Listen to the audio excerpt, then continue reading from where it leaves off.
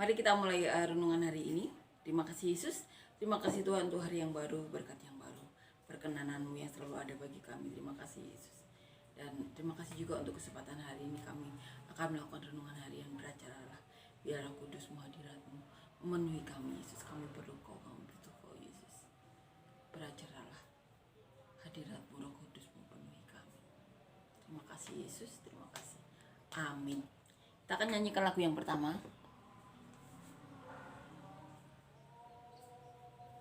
Tiada sepertimu. Anugerah-Mu kepadaku tak pernah berubah. Perbuatan-Mu terlukiskan di dalam hatiku. Tercengang-ku dibuat-Mu, kagum padamu. Tak ada hal di hidupku terluput dari-Mu. Kau indah, Kau mulia, tiada seperti-Mu. Ku ingin hidupku menyenangkan-Mu. Kau terawal dan terakhir, pencipta segalanya.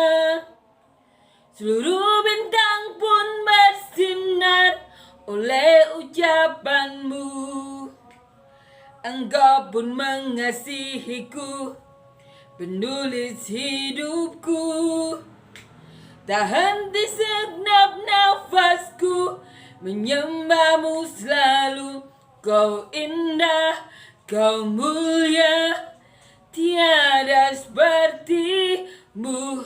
Ku ingin hidupku menyenangkan-Mu. Segala puji, segala hormat, segenap hatiku menyembah-Mu. Terimalah segenap hidupku sebagai persembahan yang hidup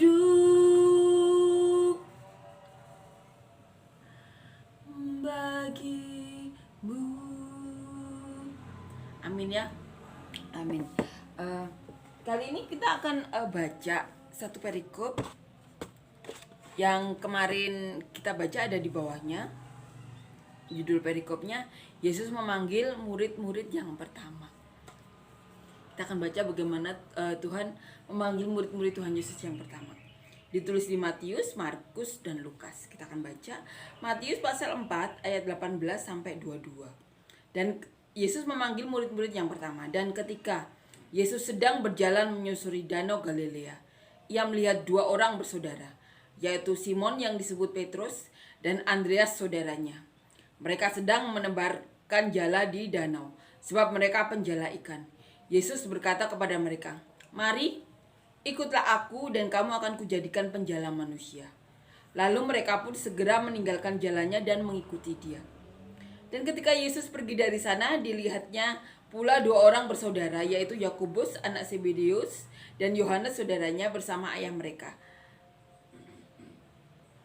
Zebedeus sedang membereskan jala di dalam perahu. Yesus memanggil mereka dan mereka segera meninggalkan perahu serta ayahnya lalu mengikuti Dia.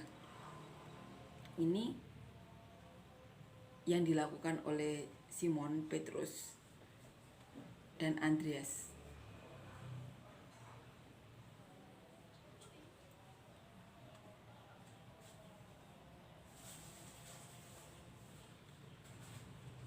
Mereka mengikut Tuhan Yesus.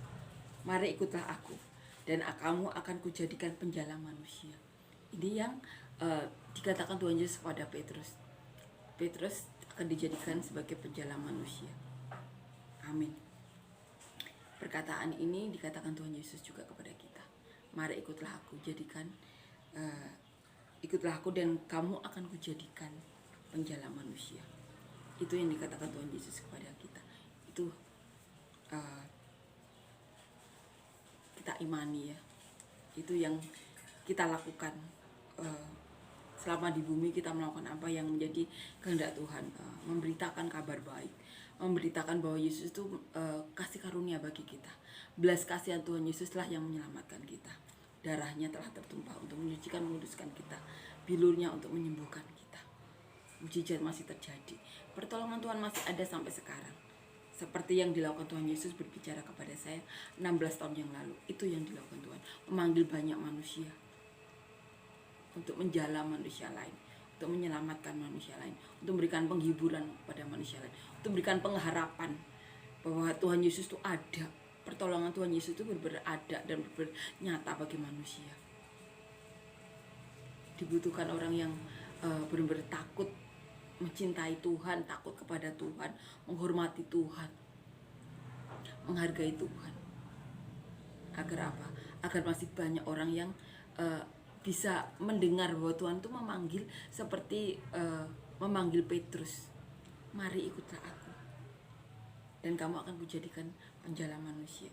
Kita akan baca bagaimana Markus menulis. Ditulis di Markus pasal 1 ayat 16 sampai 20. Yesus memanggil murid-murid yang pertama. Ketika Yesus sedang berjalan menyusur danau Galilea, ia melihat Simon dan Andreas, saudara Simon. Mereka sedang menebarkan jala di danau, sebab mereka menjala ikan. Yesus berkata kepada mereka, mari ikutlah aku dan kamu akan kujadikan penjala manusia. Lalu mereka pun segera meninggalkan jalannya dan mengikuti dia. Dan setelah Yesus meneruskan perjalanannya sedikit lagi, dilihatnya Yakobus anak Zebedeus dan Yohanes saudaranya sedang membereskan jala di dalam perahu. Yesus segera memanggil mereka dan mereka meninggalkan ayahnya Zebedeus di dalam perahu bersama orang-orang upahannya lalu mengikuti dia. Yohanes, Yakobus melakukan hal yang sama. Ketika dipanggil Tuhan Yesus, mereka meninggalkan pekerjaannya. Di mana saat itu ada Zebedeus dan orang-orang upahan mereka yang sedang melakukan pekerjaan. Panggilan itu juga untuk kita. Kalau bukan kita, siapa lagi? Siapa lagi yang akan menyelamatkan, membantu, menghibur, melakukan apa yang menjadi kehendak Tuhan?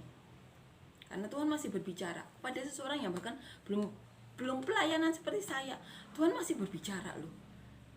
Apa coba yang dilihat Tuhan kepada saya kalau dipikir? Masih banyak orang yang pelayanan jutaan. Tinggal pilih dari orang kalangan atas, pendidikan apa, tinggal pilih. Tapi Tuhan memilih seseorang yang bahkan belum pernah pelayanan sebelumnya. Keluarganya pun bukan seorang pendeta atau orang yang pelayanan. Walaupun sepupunya ada yang jadi pendeta, ada yang jadi suster, tapi saudara, keluarga intinya itu bahkan tidak pernah pelayanan seperti orang-orang yang Kristen lainnya. Ayahnya pun bukan beragama yang sama, ayah saya Muslim. Tapi kenapa Tuhan pilih saya? Tuhan berbicara, bukan 1, 2 orang, 3 orang pendeta besar dan dari 3 negara yang berbeda. Pasti ada sesuatu yang Tuhan mau sampaikan. Tugas kita itu apa? Melakukan apapun yang menjadi kehendak manusia. Karena memang selama di bumi itu yang terpenting, melakukan apapun yang menjadi kehendak Tuhan. Karena kalau tidak melakukan kehendak Tuhan, Tuhan katakan itu bukan dari Roh Kudus, pikiran iblis yang Tuhan Yesus katakan pernah kita baca kemarin. Kita akan baca ya bagaimana Lukas menulis. Ditulis di Lukas pasal 5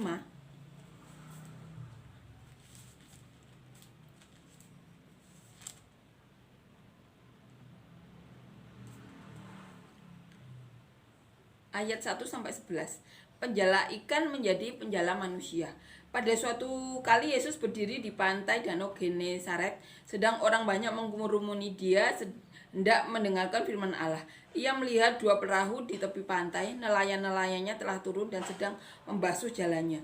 Ia naik ke dalam salah satu perahu itu, yaitu perahu Simon, dan menyuruh dia supaya menolakkan perahunya sedikit jauh dari pantai. Lalu ia duduk mengajar orang banyak dari atas perahu. Setelah selesai berbicara, ia berkata kepada Simon, bertolaklah ke tempat yang dalam dan tebarkanlah jalamu untuk menangkap ikan. Simon menjawab, Coba kita.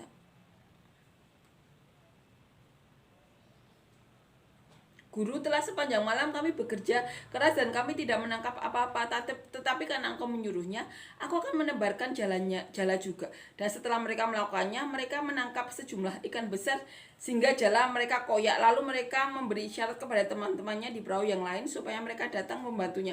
Dan mereka itu datang, lalu mereka bersama-sama mengisi kedua perahu itu dengan ikan hingga hampir tenggelam. Ketika Simon Petrus melihat hal itu, ia tersungkur di depan Yesus dan berkata, Tuhan, pergilah daripadaku karena aku ini seorang berdosa. Sebab ia dan semua orang yang bersama-sama dengan dia takjub oleh karena banyaknya ikan yang mereka tangkap. Demikian juga Yakobus dan Yohanes, anak-anak Zebedeus yang menjadi teman Simon. Kata Yesus kepada Simon, jangan takut, mulai dari sekarang engkau akan menjala ikan. Dan sesudah mereka menghela perahu-perahu ke darat, mereka pun meninggalkan segala sesuatu lalu mengikut Yesus.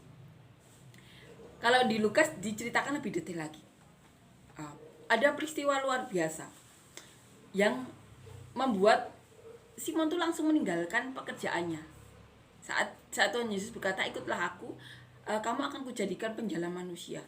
Ada peristiwa di mana seorang nelayan yang berpengalaman mencari ikan, disuruh menjala seseorang yang berprofesi tukang kayu, yang pastinya tidak berpengalaman mengenai pekerjaan seorang nelayan. Petrus sudah berkata bahwa sudah semalam-malaman mereka tidak dapat. Peristiwa luar biasa itu, mujizat itu yang membuat Petrus itu meninggalkan pekerjaannya secara langsung. Petrus, Andreas, Yakobus, Yohanes meninggalkan pekerjaannya. Saat Tuhan Yesus berkata, ikutlah aku, kamu akan kujadikan penjala ikan. Ini yang dilakukan Tuhan Yesus, mujizat. Orang-orang yang berpengalaman di bidangnya tidak bisa melakukan apa-apa, tidak dapat apa-apa. Tetapi saat Tuhan yang saat di bumi berprofesi sebagai tukang kayu seperti orang tuanya, saat berkata-kata mendapatkan ikan sampai koyak dan kapalnya pun hampir tenggelam karena begitu banyaknya ikan yang didapat. Ini peristiwa ini mengingatkan kita ya, kenapa Tuhan Yesus saat menyuruh murid-muridnya ketika Tuhan Yesus belum naik ke surga, kan dikatakan di situ Tuhan Yesus menyuruh murid-muridnya untuk menjala ikan dan kemudian ditangkap jumlah ikan 153. Ketika kejadian itu ada murid-murid Tuhan Yesus yang ingat, oh ini Tuhan Yesus, karena peristiwa yang sama pernah dialami sebelum Petrus ikut Tuhan Yesus. Ini yang dilakukan Tuhan. Tuhan memberikan mujizat untuk meneguhkan kita. Bukan hanya mujizat berbicara. Tuhan Yesus yang kudus, yang mulia, pemilik dunia berbicara kepada manusia. Bukankah itu hal yang luar biasa? Dilakukan apa? Untuk menolong manusia dari zaman nabi-nabi sampai sekarang. Berbicara kepada seseorang yang dianggap kecil oleh dunia, salah satunya saya. Saya percaya Tuhan Yesus masih berbicara kepada banyak orang. Itu yang dilakukan Tuhan Yesus. Tuhan Yesus itu pemilik dunia, tapi tidak ada sombong-sombongnya ya. Masih berbicara kepada manusia yang hanya debu yang butuh pertolongannya, tapi saking cintanya sama manusia, mau menolong, berbicara. Itu Tuhan Yesus kita. Mari kita resapi perkataan ini. Tuhan Yesus itu masih berbicara kepada banyak manusia. Dan masih banyak manusia lain yang membutuhkan pertolongan. Pertolongan yang dari orang-orang yang sudah ditolong Tuhan Yesus. Menjala manusia, banyak orang yang butuh pertolongan. Seperti yang dilakukan Tuhan Yesus zaman 2000 tahun yang lalu ya. Menyembuhkan, memberi makan, memberi penghiburan, mengajar. Dilakukan bersama murid-murid Tuhan Yesus, di mana itu merupakan persiapan Tuhan Yesus untuk mengajar murid-muridnya agar melakukan lebih banyak lagi. Sehingga apa? Berita mengenai kasih karunia, belas kasihan Tuhan Yesus, di mana Tuhan Yesus sampai disalib untuk menebus dosa manusia itu bisa tersiar di seluruh dunia. Dan oleh karena perjuangan yang mereka lakukan, Tuhan Yesus berbicara kepada saya. Karena apa? Karena ada murid-murid Tuhan Yesus yang mau rela untuk melakukan hal-hal itu. Melakukan apa? Kehendak Tuhan. Menjala manusia, menolong manusia, masih berbelas kasihan kepada manusia lain. Itu Tuhan Yesus kita. Dan itu perkataan yang Tuhan Yesus juga katakan pada kita. Dikatakan pada seseorang apa? Yang bahkan tidak pernah pelayanan. Keluarganya pun bukan keluarga pelayanan. Bahkan orang tuanya pun, ayahnya bukan seorang Kristen. Tapi Tuhan Yesus berbicara. Betapa Tuhan Yesus itu benar-benar membutuhkan seseorang manusia yang benar-benar mau dipakai untuk menolong manusia lain. Bahkan seseorang yang bahkan tidak pernah pelayanan, itu dipakai Tuhan. Contohnya saya. Orang yang dunia yang dianggap kecil, tidak mampu, tapi Tuhan pakai. Dan saya percaya Tuhan pakai itu sesuatu yang ada di dalam diri kita. Asal apa? Kita percaya kepada Tuhan. Orang boleh memandang apapun kepada kita, kita pandang Tuhan. Karena apa? Tuhan pakai yang ada dalam diri kita. Tuhan Yesus itu Tuhan yang naik ke surga aja disaksikan ratusan orang. Berbicara kepada satu manusia yang dianggap dunia kecil aja bukan 1-2 orang, 3 orang pendeta besar dari lain-lain negara. Itu Tuhan Yesus kita yang benar-benar mau menolong manusia saja, persiapannya aja puluhan tahun. Itu Tuhan Yesus kita yang benar-benar nyata, benar-benar ada. Tinggal manusia itu mau bikin seperti Tuhan atau enggak, mau dibikin puter-puter atau seperti jalannya Tuhan. Tuhan katakan berbicara dengan muka demi muka, ada saksi, ada sesuatu yang tersembunyi atau tidak terbuka, itu bukan dari Tuhan. Makanya tidak mendatangkan berkat. Mari kita pakai cara Tuhan. Cara Tuhan yang benar-benar memberkati umat manusia. Yang seperti Tuhan katakan kepada Petrus, ikutlah aku, kamu akan kujadikan penjala manusia, untuk menolong manusia lain, untuk menjadi jalan berkat bagi manusia lain. Itu kita imani Tuhan itu berkehendak juga seperti itu kepada kita. Pergilah ke seluruh dunia, baptislah, jadikanlah semua bangsa muridku. Itu perkataan Tuhan kepada para murid dan juga perkataan Tuhan kepada kita. Untuk apa? Untuk agar pertolongan Tuhan Yesus selalu ada. Untuk apa? Untuk anak cucu juga, anak cucu kita juga. Untuk kebaikan manusia juga. Selama manusia masih bisa mendengar Tuhan, masih rindu Tuhan, masih rindu untuk melakukan apapun yang menjadi kehendak Tuhan, kita percaya Tuhan juga masih rindu berbicara kepada manusia, rindu untuk memberikan pertolongan kepada manusia, rindu untuk memberkati. Maka kita ajarkan anak-anak kita untuk melakukan apapun yang menjadi kehendak Tuhan, sehingga hati Tuhan itu benar-benar rindu untuk memberkati umat manusia terus menerus. Amin ya, amin. Kita imani itu, kita lakukan yang jadi bagian kita. Dan kita percaya dan kita imani Tuhan akan memberkati kita. Gak sesuatu yang tidak pernah kita bayangkan sebelumnya, kita imani itu. Kita akan nyanyikan lagu yang kedua ya.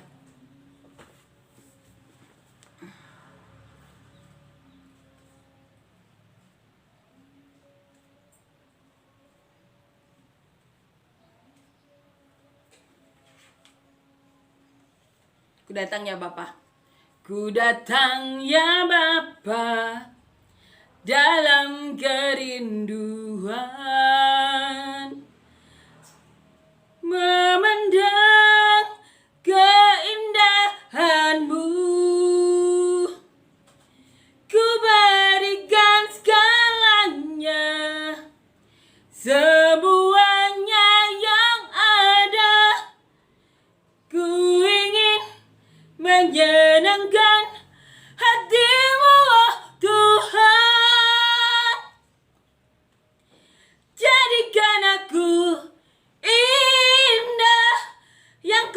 yang mulia,